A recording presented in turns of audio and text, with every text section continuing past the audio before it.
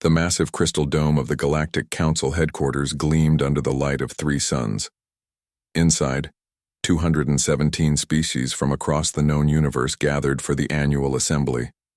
The grand chamber buzzed with conversations, in countless languages, all seamlessly translated through tiny devices worn by each representative. Counselor Zixthar moved his 7-fingered hand through a holographic display, checking attendance one final time. His purple skin wrinkled around his 3 eyes as he frowned at the results. Once again, the seat reserved for Earth remained empty. 50 years, he muttered to his assistant, a small green being named Plork. For 50 consecutive years, the humans have ignored our invitations. Plork nodded sympathetically. Perhaps they are simply too busy with their own affairs. No spacefaring civilization ignores the Galactic Council for 5 decades without reason, Zixthar replied. Every other species answered our call within months of receiving the first invitation. The humans are the only exception. The room quieted as the Supreme Counselor, an ancient entity composed mostly of light and energy, took the central platform. The annual meeting began with the usual formalities, but Zixthar found his attention drifting repeatedly to the empty human seat. When the opening ceremonies concluded, Zixthar approached the Supreme Counselor during the first break. With respect, Supreme One, I wish to discuss the human situation. The glowing being turned toward him. You seem troubled by their absence, Counselor Zixthar. It defies explanation. We've sent the standard subspace invitation to Earth annually for 50 years. Their technology is certainly capable of receiving it. Yet they never respond, never acknowledge, never attend. The Supreme Counselor's light pulsed thoughtfully. What do you propose? A direct mission to Earth. No more relying on standard protocols. I will personally lead a delegation to make contact and discover why they continually ignore us. The Supreme Counselor considered this for a moment. The humans are unusual. Our observation posts report they are both remarkably peaceful and dangerously warlike, both extraordinarily kind and cruelly selfish. They contradict themselves constantly. All the more reason to understand why they refuse our invitations, Zixthar pressed. Very well. You may assemble a small team. But remember our first principle. Observe, understand, then engage. Do not force contact if they seem unwilling. Zixthar bowed deeply. Thank you, Supreme One. 3 days later, after the council meeting concluded, Zixthar selected his team. Diplomat Envar, a tall blue-skinned expert in first contact situations. Scientist Mira, whose species had evolved from avian creatures and who specialized in analyzing developing civilizations. And Security Officer Croc, a massive reptilian being with impenetrable scales who rarely spoke but observed everything. Their ship, the Peaceful Inquiry, departed from the Council headquarters world and entered subspace, beginning the 2-week journey to the Sol system. Meanwhile, on Earth, Navy Lieutenant Alan Summers sat in the cold control room of the Deep Space Monitoring Station in Alaska. His job was simple but important. Watch for unusual activity in Earth's solar system. Most days were quiet, filled with routine checks and system maintenance. This Tuesday began like any other. Alan sipped his coffee, reviewed the overnight reports, and started the morning diagnostics. The station was built into the side of a mountain, safe from the harsh weather outside. Few people knew it existed, which was exactly how the government wanted it. At precisely 9:17 a.m., a small alert appeared on one of his monitors. Alan put down his coffee mug and leaned forward. Something had triggered the automated warning system at the edge of the solar system. He tapped a few commands, bringing up more detailed scans. The object had appeared suddenly, as if it had just popped into existence. It wasn't following any known trajectory of comets or asteroids. In fact, it was slowing down in a controlled manner. Alan reached for the secure phone and dialed his supervisor. Sir, this is Lieutenant Summers at DSMS-7. I'm tracking an unidentified object that just appeared near Neptune's orbit. It's demonstrating controlled deceleration. Natural phenomenon? His supervisor asked. No, sir. The movement is too precise. and our systems can't identify the material composition. There was a pause. I'm notifying command. Continue monitoring. And send updates every 15 minutes. Don't discuss this with anyone else. Yes, sir. Alan spent the next hour watching as the object continued its controlled approach toward Earth. He sent the required updates, each one confirming what was becoming increasingly clear. Earth was about to have visitors. At the Pentagon, General Frank Miller received the alert during his morning briefing. He immediately assembled a crisis team in the secure underground command center. What are we looking at? He asked the room of military officers and civilian scientists. Dr. Lisa Gordon, the lead scientist, displayed the latest data on the main screen. The object is approximately 300 meters long, 100 meters wide. It's slowing as it approaches Mars orbit. Current trajectory suggests it will establish Earth orbit within 48 hours. Weapons capabilities? The general asked. Unknown. We detect energy signatures unlike anything in our database, but nothing that clearly indicates offensive systems. General Miller nodded thoughtfully. And we're certain this isn't Russian? Chinese? Any other Earth power with advanced technology? Positive, sir, replied Intelligence Officer Ben Scott. No nation on Earth has the capability to suddenly appear at the edge of our solar system like this, plus all space agencies report their assets accounted for. The room fell silent as the implications sank in. Humanity was not alone, and first contact was imminent. Recommendations? Miller finally asked. Admiral Paul White spoke first. We should deploy the fleet, show strength without aggression. I disagree, Dr. Gordon countered. A military response could be misinterpreted. We should attempt communication first. General Miller considered both perspectives. We'll do both. Deploy the fleet, but keep them at a non-threatening distance. Meanwhile, prepare all communication protocols. And let's keep this quiet for now. No need to cause panic. Back in Alaska, Alan continued monitoring the object's approach. His small station had suddenly become one of the most important facilities on the planet. New orders came in. He was to focus exclusively on tracking the visitor and report any changes immediately. As day turned to night, Alan watched the mysterious ship adjust its course slightly to align perfectly with Earth's orbit. The precision of its movements eliminated any doubt. This was an intelligent, controlled approach. Just after midnight, as Alan prepared to hand over to the next shift, something new appeared on his monitor. The visitor was broadcasting a signal directly toward Earth. He immediately notified command.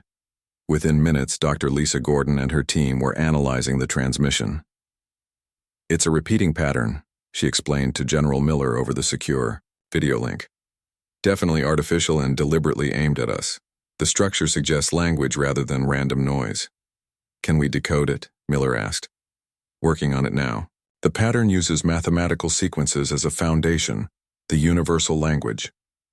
They're trying to establish basic communication. Neither Alan in his monitoring station nor the officials at the Pentagon realized they were witnessing the resolution of a 50-year misunderstanding. The Galactic Council, tired of being ignored, had finally decided to ring Earth's doorbell in person. Aboard the peaceful inquiry, Counselor Zixthar watched the small blue planet grow larger on their view screen. Any response to our greeting? He asked Diplomat Envar. Nothing yet, Counselor. But we've detected increased activity in their orbital defense systems and communication networks.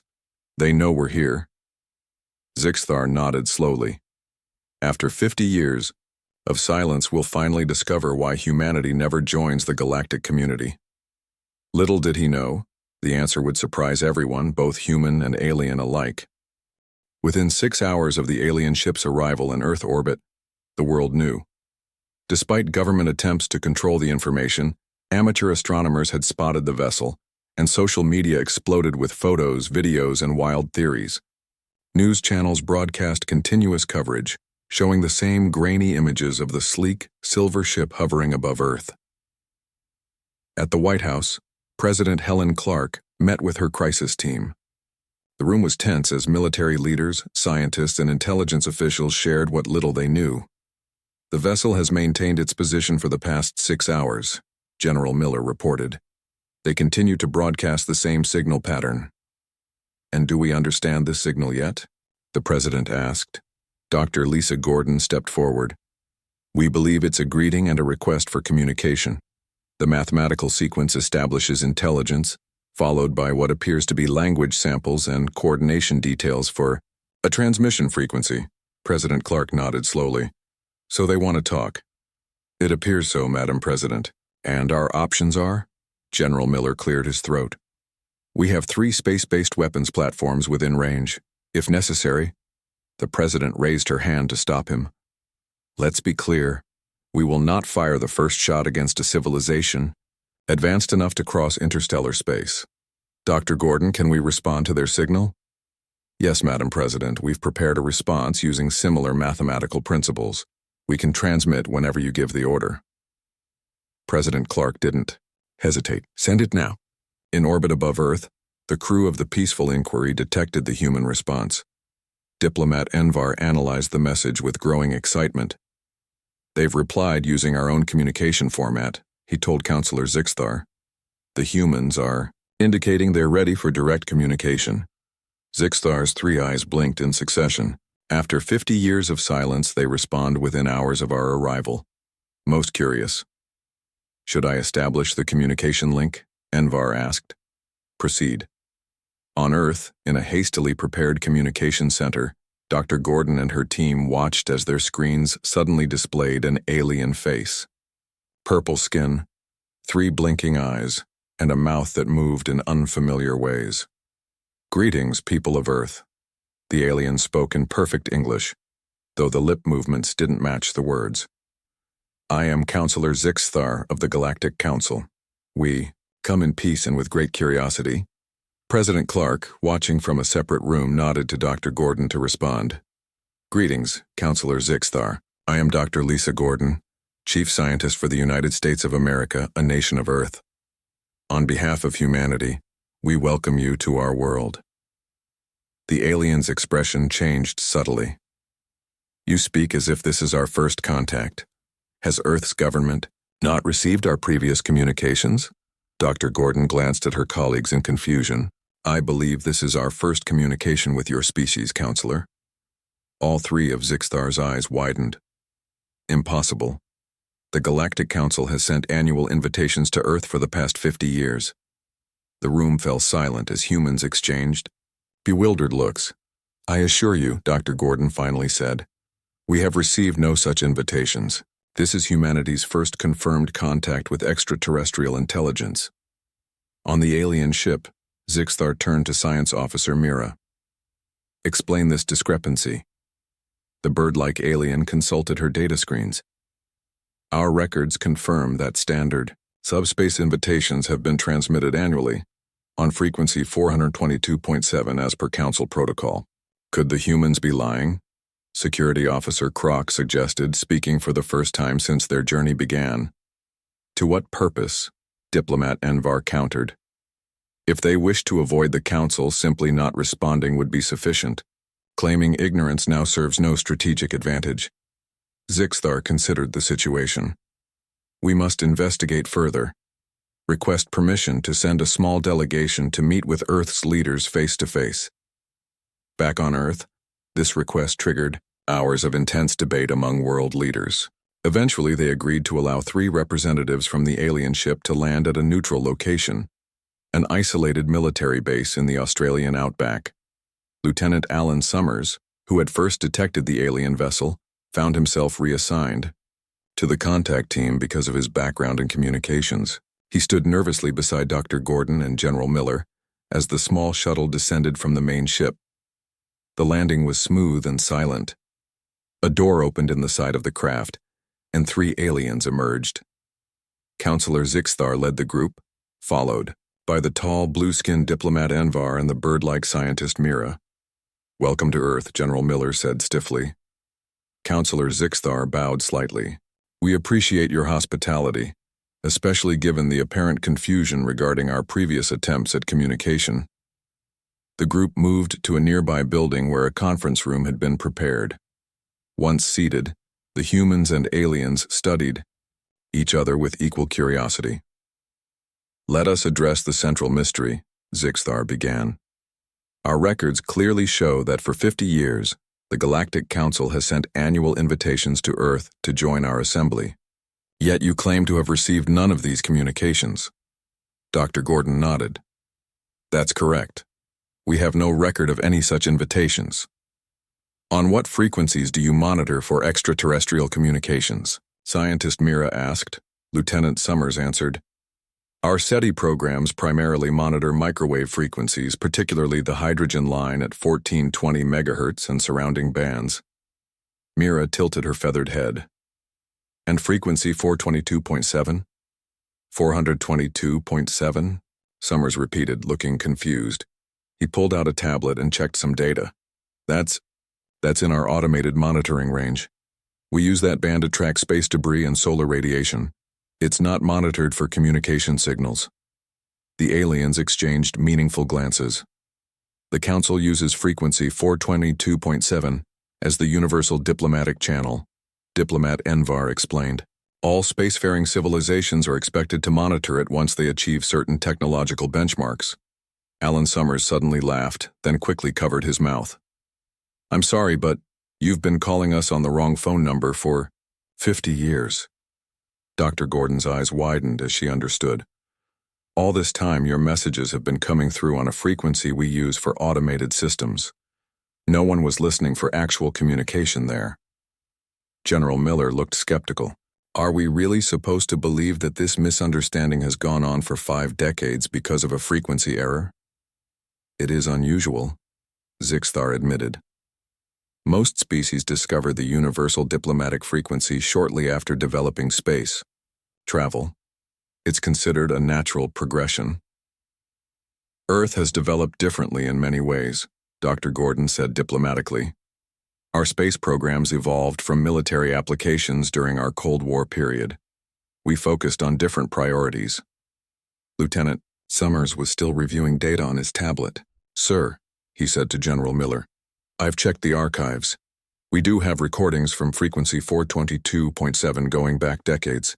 They were automatically archived without human review since that band was classified as non-communication. Zixthar's 3 eyes blinked rapidly. Then the invitations are there, they were simply never heard. A simple miscommunication, Diplomat Envar said, on a galactic scale. For the first time since the aliens had arrived, tension in the room began to ease. The humans smiled, and even General Miller's stern expression softened slightly. Well, Dr. Gordon said, now that we can finally hear you, perhaps you could tell us more about this Galactic Council and why you've been so persistent in inviting us to join. As Zixthar began to explain, none of them realized that this simple communication error was just the first layer of a much deeper mystery, one that would shake humanity's understanding of its place in the universe. News of the frequency mix-up spread quickly through government channels. Within 24 hours, technicians around the world were reviewing decades of archived data from frequency 422.7. As Lieutenant Alan Summers had discovered, the invitations from the Galactic Council had indeed been arriving all along, automatically filed away by computers programmed to ignore that particular band. 3 days after the landing in Australia, a much larger meeting took place at the United Nations headquarters in New York. Representatives from all major nations gathered to hear Counselor Zixthar explain the purpose and structure of the Galactic Council. The council was formed over 12,000 years ago, Zixthar told the assembled humans. His words were translated into dozens of Earth languages simultaneously. It serves as a forum for cooperation, trade, and peaceful resolution of disputes between spacefaring civilizations. And how many species are members of this council? Asked the Secretary General. Currently, 217 distinct civilizations participate. Earth would be the 218th, if you choose to accept our invitation. Lisa Gordon, now serving as the lead scientific advisor to the human delegation, raised her hand. You mentioned that most species discover the universal diplomatic frequency shortly after developing space travel. When did the first invitation to Earth go out? 50 Earth years ago, Zixthar replied, when our long-range scanners detected your first primitive faster-than-light experiments. A murmur ran through the crowd. General Miller leaned forward. "Excuse me, but Earth has not developed faster-than-light technology." All three of Zixthar's eyes blinked rapidly in surprise. "Our records clearly indicate human vessels achieving FTL travel in the year 1974 of your calendar." "That's impossible," President Clark stated firmly. "In 1974, we had barely reached our own moon. We still haven't sent humans beyond Mars, and all our spacecraft travel well below light speed." The alien delegation conferred among themselves in their own language. Finally, Science Officer Mira addressed the humans. "Perhaps a visual record would clarify matters," she suggested, activating a small device. A holographic image appeared above the table, showing what appeared to be a spacecraft of human design. Its lines were sleek but recognizable as something humans might build. On its side was painted "Ease Horizon." This vessel was recorded by automated observation posts near the Proxima Centauri system in 1974, Mira explained. "It bears clear human design signatures and human language markings." Lieutenant Summers studied the image closely. "That looks like English lettering, but EAS doesn't correspond to any known Earth space agency." "And you're certain this is a human ship?" Dr. Gordon asked. "The biological signatures aboard were unmistakably human," Mira confirmed. "Our systems are quite precise in differentiating species." The room fell silent as the implications sank in. Either the aliens were mistaken, or lying, or there were humans traveling among the stars that Earth governments knew nothing about. General Miller's expression hardened. "I think we need to see more evidence of these supposed human ships, Counselor." Zixthar nodded. "Of course. Science Officer Mira has compiled records of human vessel sightings over the past 50 years. The holographic display changed to show dozens of different spacecraft, all with design elements that seemed consistent with human aesthetics, but far more advanced than anything Earth had produced. They bore various markings: EAS Aurora, HSV, Pathfinder, UES Discovery, and many others. According to our records," Mira continued, "human vessels have been documented visiting 37 different star systems. There are established human colonies on at least 6 planets outside your solar system." President Clark exchanged concerned glances with her advisors. "This is unexpected information." Lieutenant Summers couldn't take his eyes off the ship designs.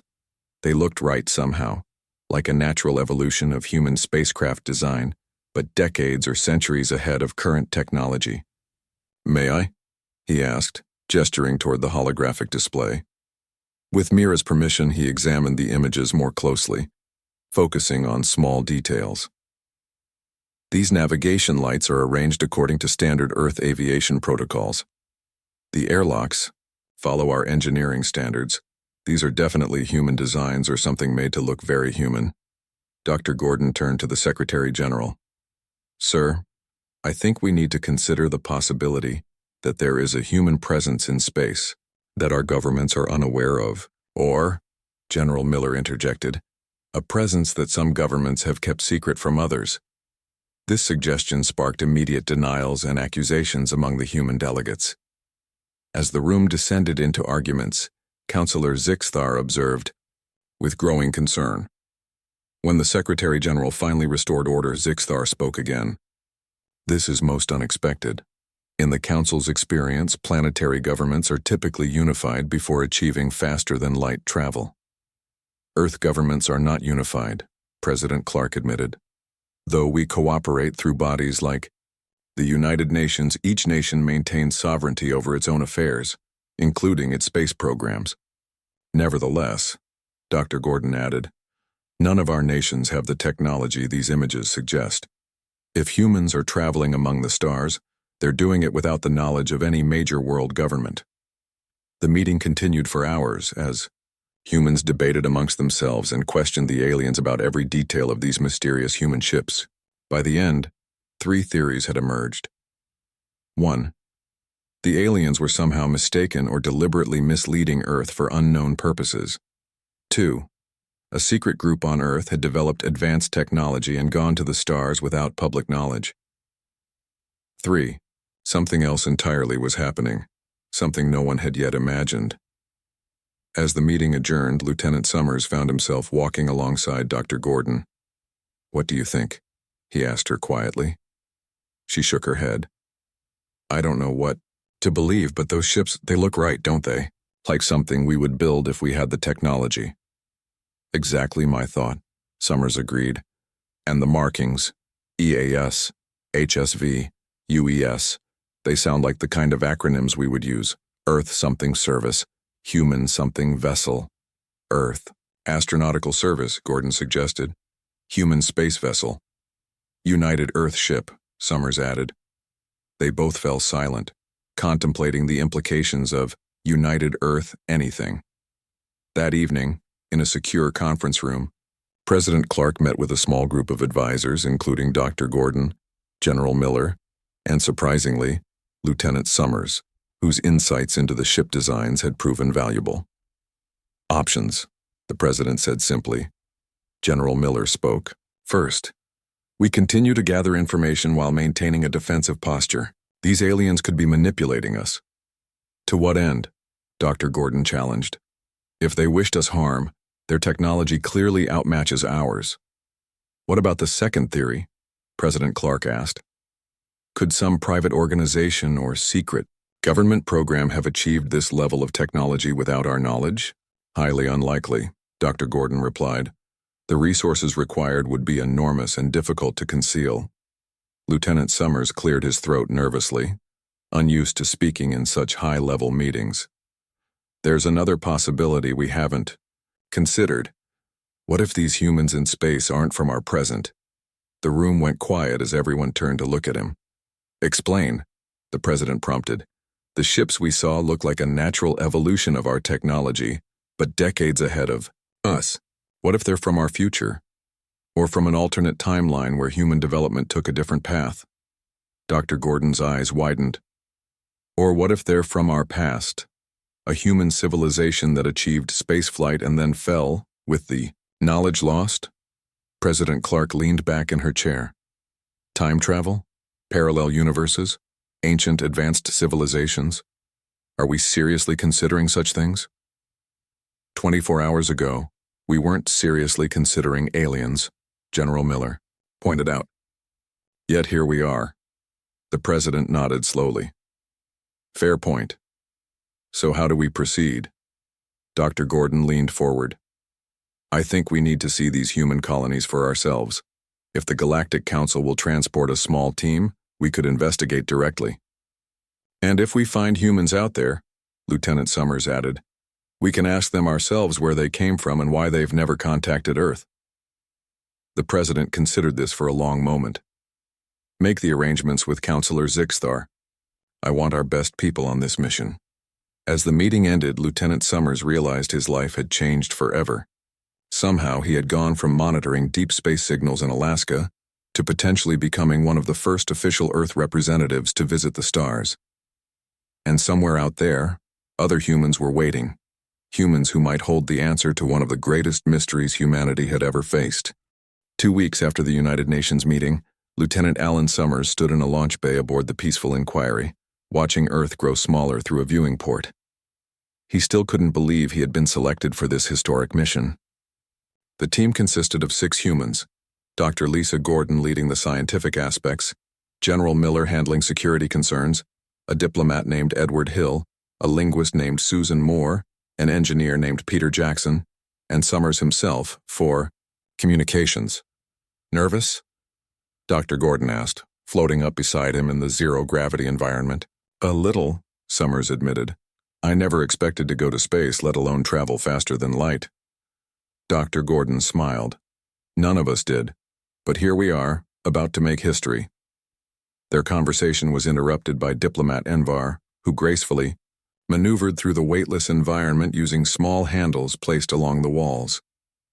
"We are preparing to enter subspace," he informed them. "You may wish to secure yourselves in the designated chambers. The transition can be disorienting. For those experiencing it for the first time, the humans made their way to the special rooms designed to minimize the strange effects of faster-than-light travel." As Summers strapped himself into a cushioned seat, He felt both excitement and fear. They were about to travel to Tau Ceti, over 12 light-years from Earth in what Counselor Zixthar had described as approximately 3 Earth days of travel time. A soft chime sounded, followed by Zixthar's voice over the ship's communication system. Subspace transition will commence in 30 seconds. Please remain calm during the process. Summers closed his eyes as the countdown reached 0.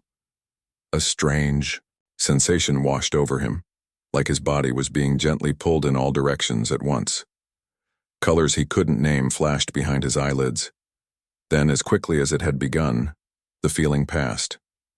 Subspace transition complete, Zixthar announced. We are now traveling at approximately 42 times the speed of light. You may move about the vessel once you have adjusted to the sensation. Over the next 3 days, the humans spent their time learning more about the Galactic Council from their alien hosts. They discovered that most civilizations followed similar patterns of development, with faster-than-light travel typically being achieved within a few hundred years of industrial revolution. That's what made Earth's case so unusual, scientist Mira explained during one of their discussions.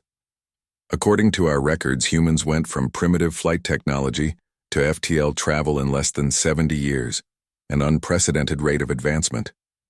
Yet official Earth history shows no such advancement, Dr. Gordon countered.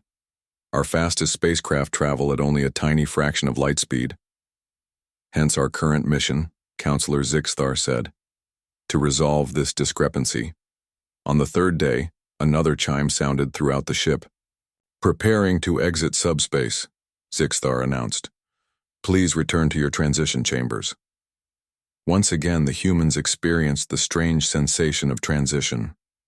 When it ended, Summers opened his eyes to see scientist Mira floating in the doorway. We have arrived at Tau Ceti, she informed them. And we have detected a human settlement on the 4th planet. They call it New Horizon. The viewing screens throughout the ship displayed a beautiful blue-green world, smaller than Earth but similarly blessed with oceans and continents. In orbit around the planet were several vessels of clearly human design. Those ships, General, Miller said, studying the images. They're definitely not from any Earth nation I recognize. But they're unmistakably human in design philosophy, Engineer Jackson agreed. Look at the layout, the proportion, even the color schemes. No alien would intuitively design ships that way. Counselor Zixthar manipulated a control panel, opening a communication channel. Attention, Human Settlement New Horizon. This is Counselor Zixthar of the Galactic Council vessel Peaceful Inquiry. We are approaching with a delegation from planet Earth. There was a brief pause before a response came through. Galactic Council vessel, this is New Horizon Control. You are cleared for approach. Please use landing coordinates being transmitted to you now. The voice was unmistakably human, speaking perfect English with an accent Summers couldn't quite place. As their ship descended toward the planet's surface, the humans pressed close to viewing ports, eager for their first glimpse of a colony that shouldn't exist. Through wispy clouds, they saw a gleaming city nestled between mountains and an ocean bay. Its architecture blended with the natural landscape in a way that seemed both advanced and harmonious. It's beautiful, Linguist Moore whispered. The ship landed on a designated pad at the edge of the city. A reception committee waited for them, a group of about a dozen humans dressed in elegant, simple clothing. Remember, Dr. Gordon cautioned, as they prepared to disembark, regardless of who these people are or where they came from, they are technically human like us. Let's approach this with openness and diplomacy. General Miller nodded, though his hand stayed close to the sidearm he had been permitted to bring. I'll be open with one hand and ready with the other. Counselor Zixthar led the way as the ramp extended to the ground. The Earth delegation followed, stepping onto the soil of another world for the first time in human history. At least, the first time in their version of human history. A woman stepped forward from the greeting party. She appeared to be in her 50s with dark hair streaked with silver and a confident bearing. Welcome to New Horizon, she said with a warm smile. I am Governor Olivia Martinez. On behalf of our colony, I welcome our brothers and sisters from Earth. Dr. Gordon stepped forward. Thank you, Governor Martinez. I am Dr. Lisa Gordon, leading the Earth delegation. If I may ask directly, who are you people and how did you come to be here? Governor Martinez's smile faltered slightly. Straight to the point, I see. Very well. Please follow me to the government center where we can speak more comfortably. As they walked through the city, the Earth delegation marveled at the technology around them. Vehicles glided silently above the ground. Buildings seemed to be made of materials that changed properties based on environmental conditions. People moved about with purpose, occasionally glancing curiously at the visitors. Inside the government center, they were shown to a circular room with a large table. Through panoramic windows, they could see the city and the ocean beyond. Please be seated, Governor Martinez said. Once everyone was settled, she continued. You ask who we are. The simple answer is that we are human, just like you. We are descendants of the Genesis Project. The Genesis Project? Lieutenant Summers repeated. I've never heard of it. I'm not surprised, Martinez replied. It was designed to be forgotten. She touched a control on the table, and a holographic display appeared above its center, showing images of massive spacecraft under construction. In the late 21st century, between 2090 and 2100, Earth faced multiple converging crises: climate change, resource depletion, political instability. A consortium of the world's wealthiest individuals and most brilliant scientists created the Genesis Project in secret. They built 12 generation ships, each targeted for a potentially habitable world. Their goal was to ensure humanity's survival, even if Earth civilization collapsed. Wait, Dr. Gordon interrupted. You're saying this happened in the 2090s? That's still 70 years in our future? Governor Martinez looked confused. What year is it on Earth now? 2025, General Miller answered. Martinez's eyes widened. She exchanged glances with her colleagues before responding. According to our historical records, the first Genesis ships were launched in 2097. Our ancestors arrived here in 2189 after a 92-year journey. We've been developing our colony for over 50 years since then. The room fell silent as the Earth delegation processed this information. So you're saying you're from our future? Summers asked finally. Or you're from our past, Martinez countered. What's the current date by the Galactic Standard Calendar? Counselor Zixthar, who had been observing quietly, answered. It is year 58,429 by the Council's reckoning. Martinez nodded. That matches our understanding. Lieutenant Summers looked at his teammates, seeing his own confusion reflected in their faces. If the dates match, then how can they be from our future? Unless... Dr. Gordon finished his thought. Unless time isn't flowing the same way for both Earths. Or unless one of us isn't from the Earth we think we are, Linguist Moore suggested. Quietly. As the implications of these possibilities sank in, Governor Martinez watched them with a sympathetic expression. I understand this is disorienting. Perhaps it would help if I showed you our historical archives. We've maintained detailed records of Earth's history leading up to the Genesis Project. General Miller's eyes narrowed. Yes, I think we'd all like to see those records. What none of them realized yet was that the mystery was even deeper than they imagined, and the answer would change humanity's understanding of reality forever. The historical archives of New Horizon were housed in a beautiful building with a dome of shifting colors. Inside, Governor Martinez led the Earth delegation to a circular room where the walls were lined with advanced data terminals. Our complete history, she said, gesturing around them, including all the records our ancestors brought from Earth. Lieutenant Summers watched as Dr. Gordon approached one of the terminals. The interface responded to her presence, displaying a menu of options. It's in English, she noted with surprise. Of course, Martinez replied. While we speak several languages here, English remains our primary tongue, just as it was for the Genesis Project founders. Dr. Gordon selected Earth History 2020-2100. From the menu, images and text appeared, showing events that to the Earth delegation had not yet happened. This is incredible, she murmured. According to this, in 2031, a major breakthrough in quantum computing leads to advances in artificial intelligence. By 2042, the first viable fusion power plants are operational. General Miller studied another terminal. It says here that in 2055, political tensions between major powers led to limited nuclear exchanges. Millions died. The Earth delegation spent hours exploring the records, comparing them with their own history.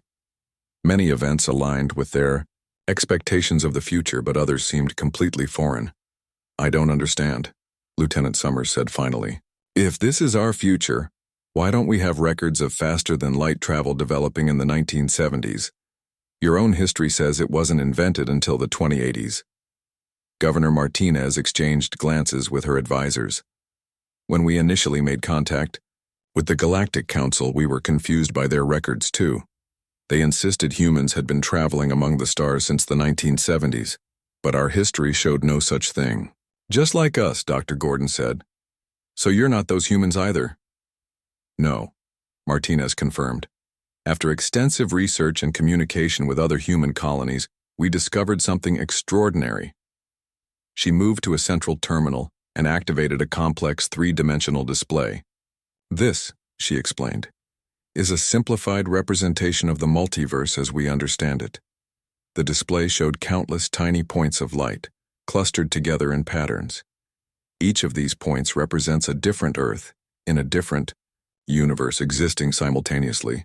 Most are nearly identical with only minor variations. Others differ dramatically. Lieutenant Summers stared at the display. "You're saying there are multiple Earths? Multiple versions of humanity?" "Exactly," Martinez nodded.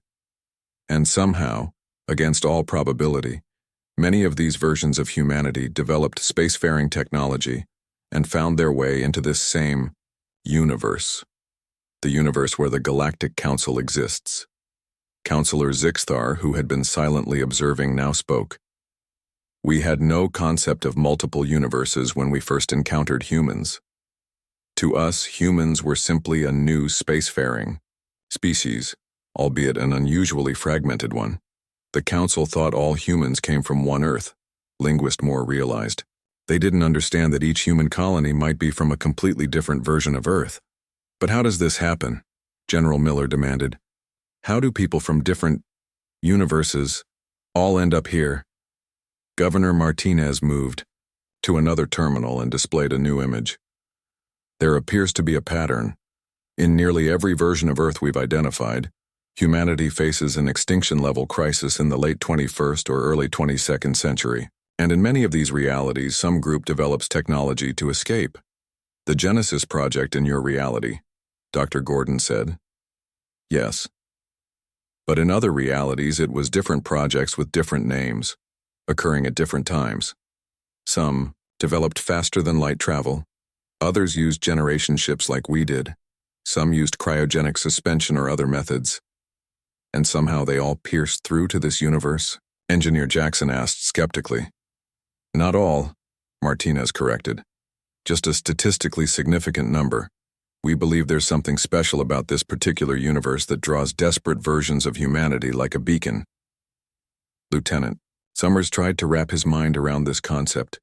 "So the humans the Galactic Council first contacted in the 1970s were likely from a reality where technology developed much faster than in either of our worlds," Martinez finished for him. "Over the decades, the Council has unknowingly been interacting with humans from dozens of different versions of Earth, and none of you ever explained this to them?" General Miller asked. Martinez smiled sadly. "At first, we didn't understand it ourselves. By the time we began to piece it together, most colonies had already established their identities here. Some feared that revealing the truth might jeopardize their standing with the Council. So instead," Dr. Gordon said slowly, "each colony sent representatives to the Council separately, each believing they spoke for humanity. Yes. When the Council finally became confused enough to investigate why Earth itself never responded to invitations, we realized the truth would have to come out." Counselor Zixthar's three eyes blinked in rapid succession. "In all the Council's history, we have never encountered anything like this. One species from multiple realities, all converging in our universe. The question is," Lieutenant Summers said, "Why this universe? What's drawing all these different versions of humanity here?" Governor Martinez nodded. "That's the mystery we're still working to solve. Some theorize it's random chance. Others believe there's something fundamental about this universe that makes it a cosmic crossroads. Or perhaps, Dr. Gordon suggested, something in the human spirit consistently finds this path when facing extinction." As the implications of this discovery sank in, the mood in the room shifted from confusion to wonder. They weren't looking at aliens or time travelers, but at alternate versions of themselves, humans who had taken different paths, but ultimately reached for the stars when their worlds were in peril. 3 days later, Lieutenant Summers stood on a balcony overlooking New Horizon, watching 2 moons rise over the alien ocean. Tomorrow they would return to Earth with news that would forever change humanity's understanding of its place in the cosmos. "Beautiful, isn't it?" Dr. Gordon said, joining him. "It's overwhelming," Summers admitted. "All these versions of humanity, scattered across the stars, and now our Earth joins the pattern." Governor Martinez says there are at least 27 distinct human colonies that they've confirmed came from different versions of Earth, Gordon said. "And probably more they haven't identified yet." "Do you think our Earth will face the same crises their histories show?" Summers asked. "Possibly, but now we have something none of them had." "What's that?" "Advance warning," she replied, "and the knowledge that, throughout the multiverse, humanity finds a way to survive." The next morning, as they prepared to board the peaceful inquiry for the journey home, Governor Martinez presented them with a data crystal. "This contains information about all the human colonies we've identified," she explained, "including communication protocols to reach them. We're calling it the Human Diaspora Network." "Thank you," Dr. Gordon said, accepting the crystal. "This will help us prepare."